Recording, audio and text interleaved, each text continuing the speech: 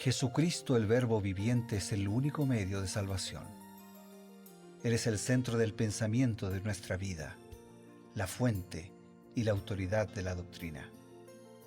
El principal propósito de la vida de Cristo fue la obediencia a los mandamientos, exaltando la ley de Dios como un reflejo de su carácter. El principal mensaje a ser predicado en el mundo, basado en Apocalipsis 14, está representado por 3 ángeles llevando el Evangelio eterno al mundo entero.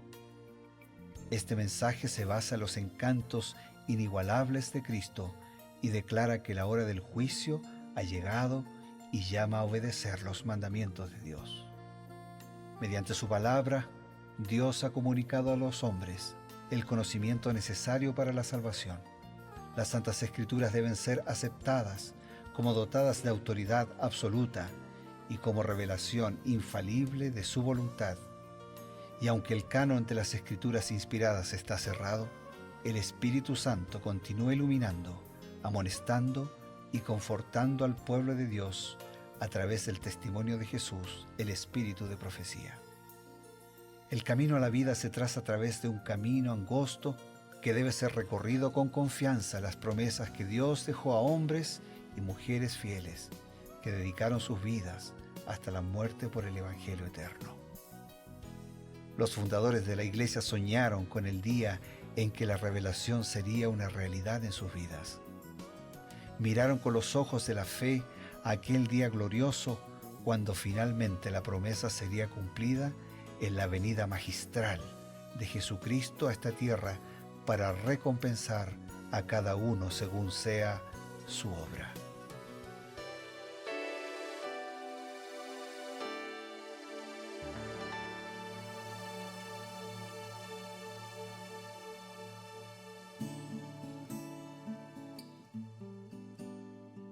Una vez más nos encontramos por medio de la señal de Nuevo Tiempo, su red amiga para traer esperanza, que les llega a través de la señal de internet, de televisión, de radio, con el único propósito de transmitir un mensaje de paz, un mensaje de felicidad, el mensaje que nosotros todos necesitamos. Esto es Creer en sus profetas y estamos muy contentos de comenzar nuestro programa hoy, que es una conversación amena entre amigos, pero con una base. La base es las Sagradas Escrituras y el consejo inspirado que nos viene a través del espíritu de profecía.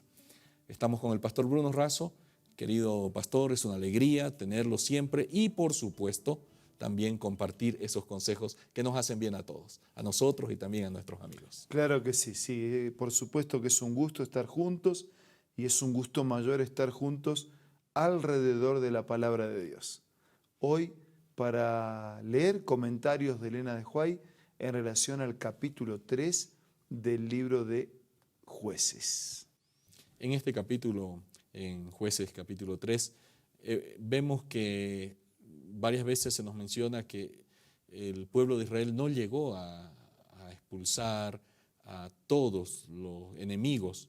Ha pasado todo un libro, Josué, donde se supone que Josué era el encargado de dejar la tierra completamente llana de enemigos, aunque en realidad él tuvo muchas veces la intención de hacerlo, pero el pueblo no lo acompañó. Ahora es interesante que aquí ya estamos en la época de los jueces y reiteradas veces nos dice que se quedaron en la tierra las naciones cananeas como para probar a Israel. ¿Fue Dios quien produjo esta situación o fueron las decisiones de los israelitas los que finalmente trajeron tales consecuencias de que quedaron ahí las naciones para probar a Israel? Muy buena pregunta y Elena de Huay la responde en Patriarcas y Profetas de esta manera. Pero despreciando su elevado destino, escogieron el camino del ocio y de la complacencia. Dejaron pasar las oportunidades de completar la conquista de la tierra y por consiguiente durante muchas generaciones fueron afligidos y molestados por un residuo de estos idólatras que fue, según antaño lo predijera el profeta, como aguijones en sus ojos y espinas en sus costados. Quiere decir que fue su absoluta responsabilidad, porque si hay algo a lo que Dios nos predestina, es a la salvación y al bienestar. Claro. O sea, el proyecto de Dios fue un proyecto de vida. Fue el ser humano el que eligió el pecado, la enfermedad, etcétera, la muerte.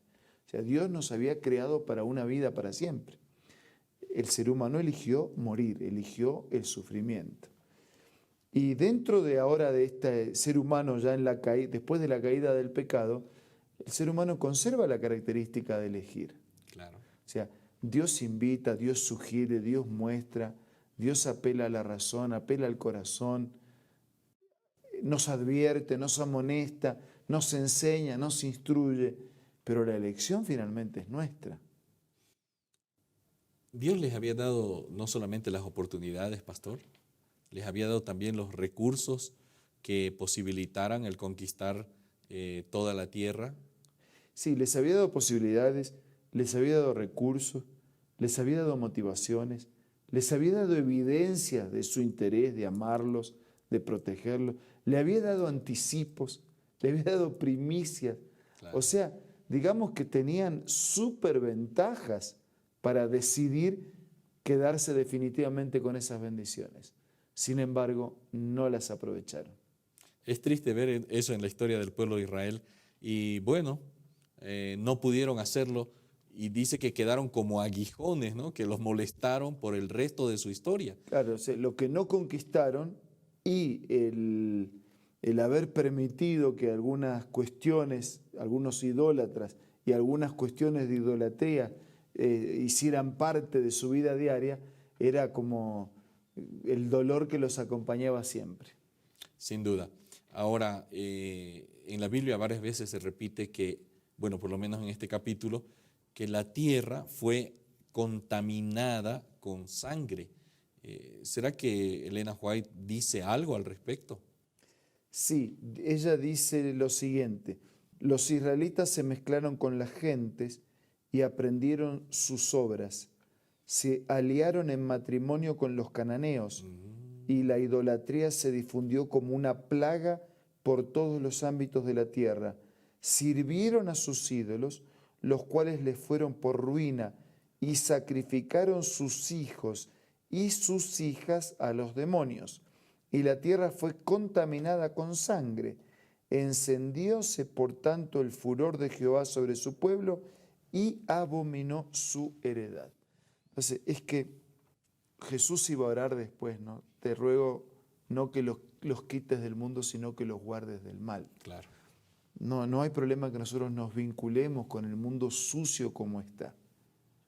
El problema es que nos dejemos influenciar y que nos sometamos a la suciedad de este mundo y terminemos practicando, incorporando a nuestra vida esas incoherencias de un mundo bajo los efectos del pecado. Y eso es lo que les pasó a esta gente. Se dejaron influenciar, hicieron alianzas, algunas cosas les dio placer momentáneo, les gustó, pero finalmente esos placeres momentáneos se transforman en ruinas que duran por mucho tiempo, en el dolor, en la enfermedad, en la miseria. Así que eso es lo que les pasó. Se mezclaron y en lugar de influenciar a esos idólatras para que aceptaran al verdadero Dios, dejaron al verdadero Dios, aceptaron ser influenciados por esos paganos y ellos terminaban ofreciendo sus hijos a los demonios. Qué cosa. Eso es algo ilógico, ¿no? Es totalmente ilógico. Difícil de entender. Claro, un padre tendría que estar rayando en la locura si es que no está inmerso totalmente en la locura para hacer un sacrificio humano con su propio hijo y quemarlo vivo. O sea, va más allá de la comprensión de una persona normal Es que hacer eso. el pecado es eso, el pecado es una locura con mayúsculas. Es un intruso en el universo de Dios. Claro, y entonces esta frase que parecería bastante, digamos, como que medio, uno la rechaza, ¿no? Dice, la tierra se contaminó con sangre, o sea, era sangre de los propios hijos, la gente inocente, por seguir las locuras, los rituales tan aberrantes de los pueblos que habitaban originalmente esa tierra. Y eran expresiones simbólicas y literales también. O sea, la tierra se contaminaba con esa sangre por esos hijos ofrecidos a los demonios, al diablo, al paganismo. Así que era una sangre literal que contaminaba la tierra, pero era también una sangre simbólica, porque la culpa, la perversión, Claro. la pecaminosidad había llegado a tal extremo que contaminaba en el universo perfecto de Dios. En el ritual original, en el sistema de culto instituido por Dios en el pueblo de Israel, había un tipo de sangre de ese animalito que simbolizaba a Cristo, ese cordero inocente, que en vez de contaminar purificaba al pecador, purificaba el santuario, purificaba, por así decirlo, toda la tierra, ¿no? Exactamente, porque la paga del pecado era la muerte, pero la sangre de ese corderito que ilustraba la sangre del Hijo de Dios que sería derramada y su vida entregada por nosotros, era un elemento de purificación y de salvación. Y en realidad el sacrificio, en el caso de Jesús, fue voluntario, fue un acto de amor.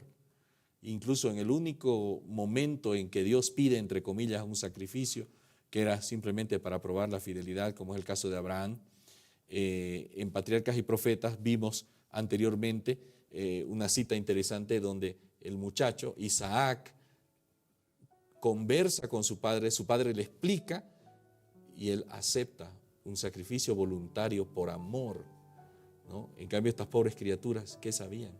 Se les quitaba la vida sin tener ninguna participación injustamente. Sí, injusto, ilógico, locura con mayúsculas. Eso es el pecado.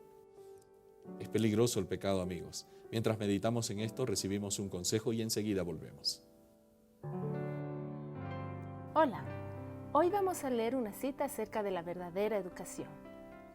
La verdadera educación significa más que la prosecución de un determinado curso de estudio. Significa más que una preparación para la vida actual. Abarca todo el ser y todo el periodo de la existencia accesible al hombre. Es el desarrollo armonioso de las facultades físicas, mentales y espirituales. Prepara al estudiante para el gozo de servir en este mundo y para un gozo superior proporcionado por un servicio más amplio en el mundo venidero. Esta cita puedes encontrarla en el libro La Educación, escrito por Elena G. de White. Te invito a que pueda ser parte de tu biblioteca personal. Adquiérelo visitando ahora mismo la página www.aces.com.ar o también visita una iglesia adventista del séptimo día más próximo del lugar donde tú te encuentres. También puedes descargar la aplicación Elena G. de White del App Store o del Play Store.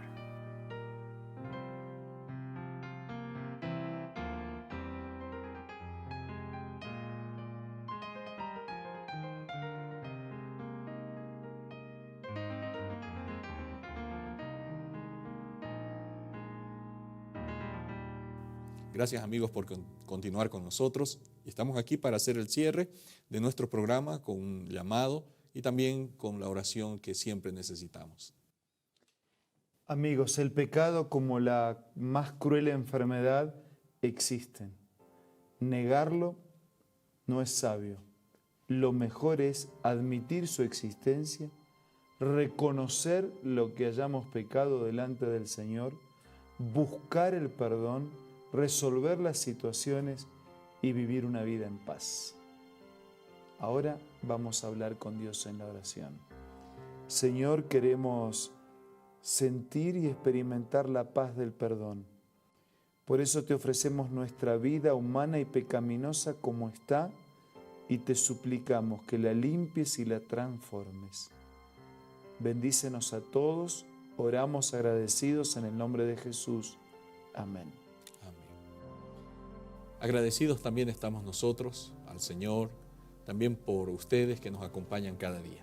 Nos encontramos el día de mañana. Hasta entonces.